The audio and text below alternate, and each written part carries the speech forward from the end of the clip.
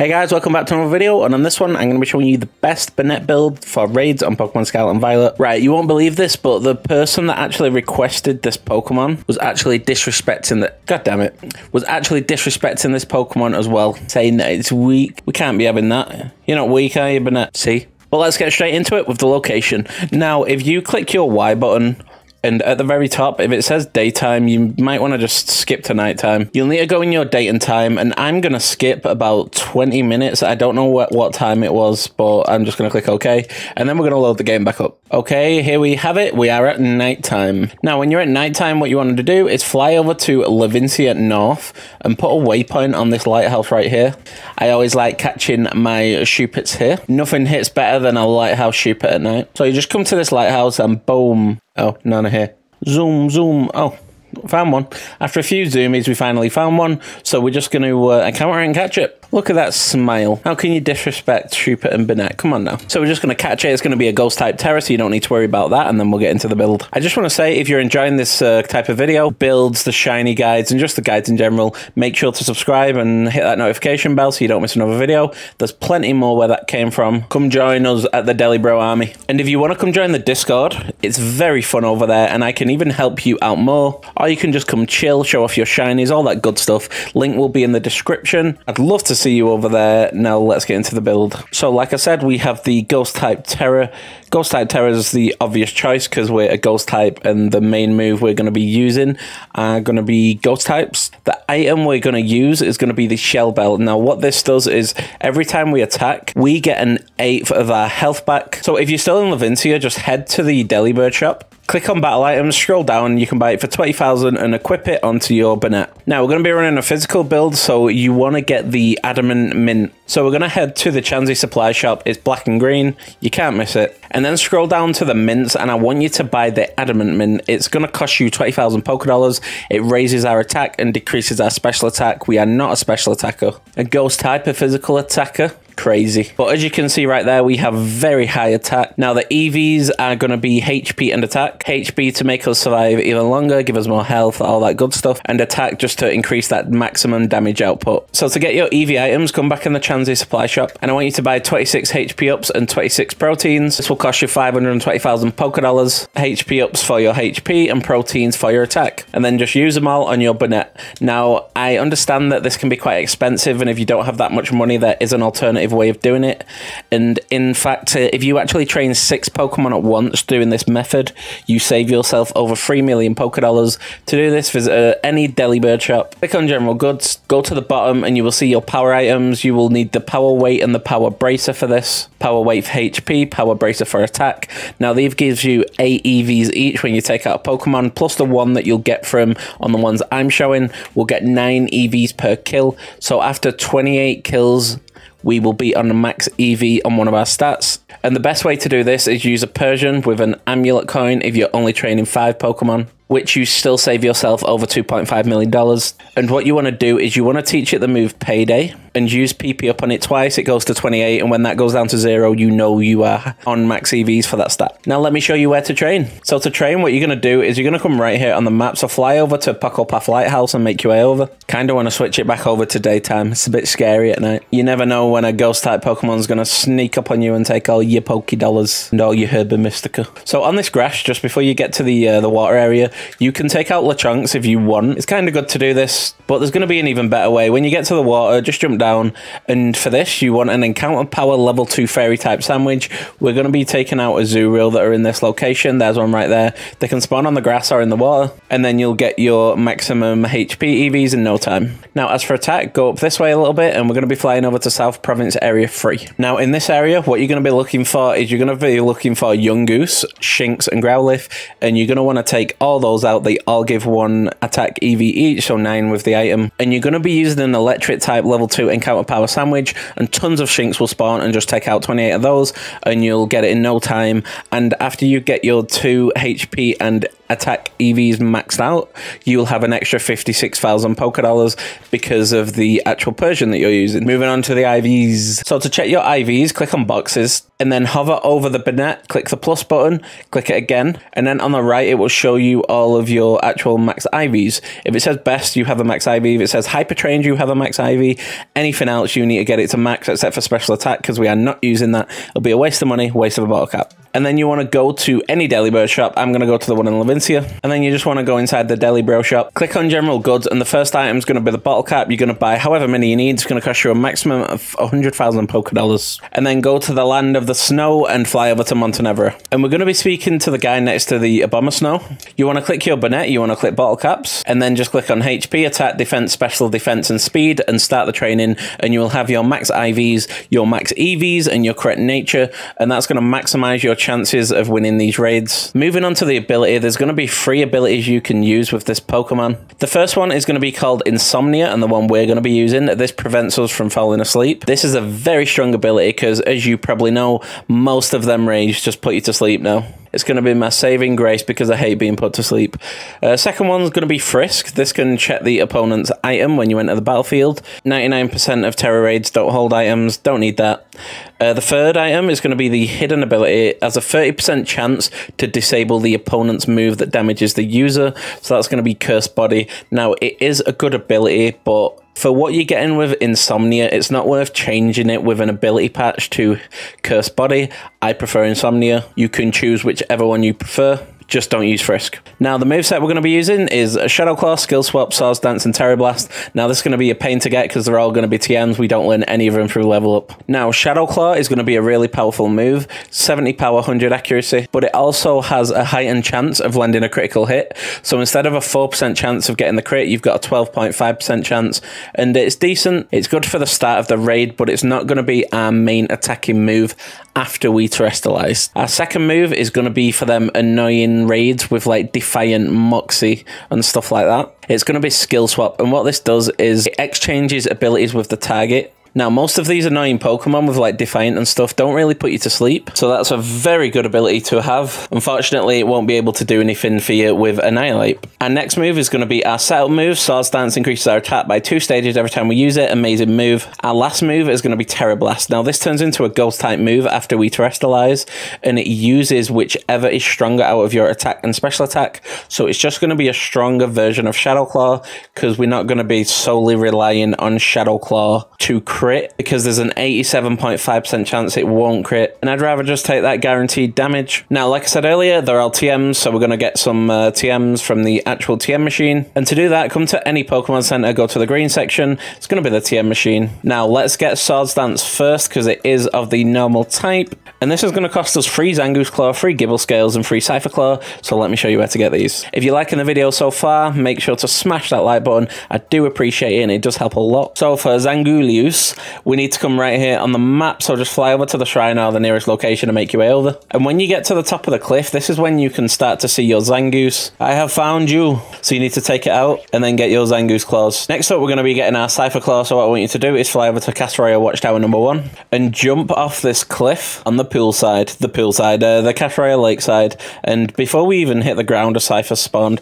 We didn't mean to actually run into it. So we get our Cypher Claw, and now we can move on. So come to the bottom left corner of the map and fly over to Alphanada for the Gibble. And we're just going to be coming over to this cave right over here. Make your way through the actual cave, following this path. Don't jump off the edge. There's a group of them right there, so I'm just going to go ahead and take them out. There's another group over there. I ain't even got an encounter power sandwich up. And then after you take them out, you will get your Gibble Scales, and you can go get your Swords Dance. No, leave the Gibbles alone. Moving on to the next move, it's going to be Shadow Claw, and what we're going to need for this is Kamala Claws and Mimikyu Scraps. So to get our Mimikyu, what you want to do is you want to go to the Tag Tree Thicket. I'm going to come right here next to the top half of it where this little pond area is. There's a Mimikyu right there, so we're just going to take that out. And would you believe it, we have some Mimikyu Scraps. Let's go get that Kamala. Believe it or not, a little life hack for you guys, you can find a Kamala in the same area. How convenient. I don't know how we took it out when we're a ghost type, but we're not complaining, so go get them Kamalaclaws. Look at the little limpy shrimp. Let's move on to the next move. So we're going to get a skill swap next, and for this we're going to need Girafarig Fur and Flittle Down. So to get your Flittles, you can actually find these on top of here, right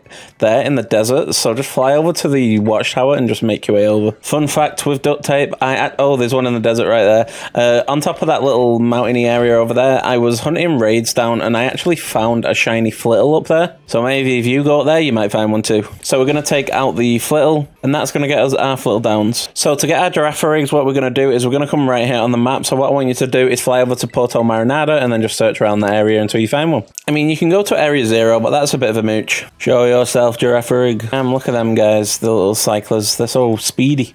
So you're going to get your Girafarig Fur when you take that out. And then we can go get this final move. Final move is going to be Tera Blast. Now to get this, you're going to need 8 Glimmet crystals. That's a lot of crystals. But don't worry, guys, I will show you. So to get our Glimmet crystals, what we're going to do is that the easiest way is probably just go over to Zero Gate and go inside the Zero Gate.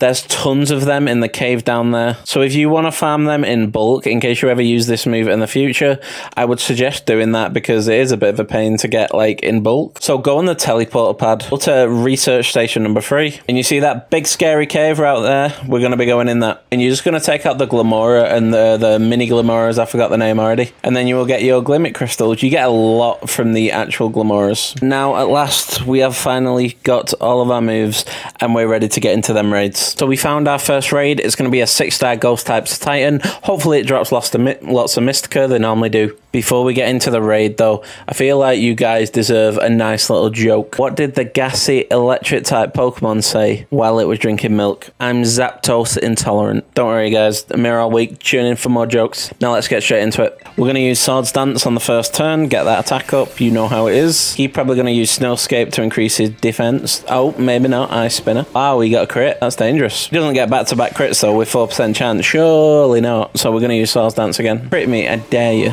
I thought he crit me then. I nearly cried. We did want to get to max attack, but I guess we can't because crit merchant over here. So we're going to use Shadow Claw, get that health back. It doesn't do too much because Titan is actually a Titan. His defense and HP is just stupid. We're healing more than he can do damage right now. We're going to use another Shadow Claw. So we're going to keep doing it until we can get our Terrestrialized. Oh, he uses Snowscape. So now we've got a free turn to use Swords Dance. Now we're on max attack. Beautiful. And now we go for our third Shadow Claw before we get our Terrestrialize. He's nearly on half health, so it's going well so far. And we've got plenty of time left. He's going to use Ice Spinner. Don't crit me. I thought that was a crit then.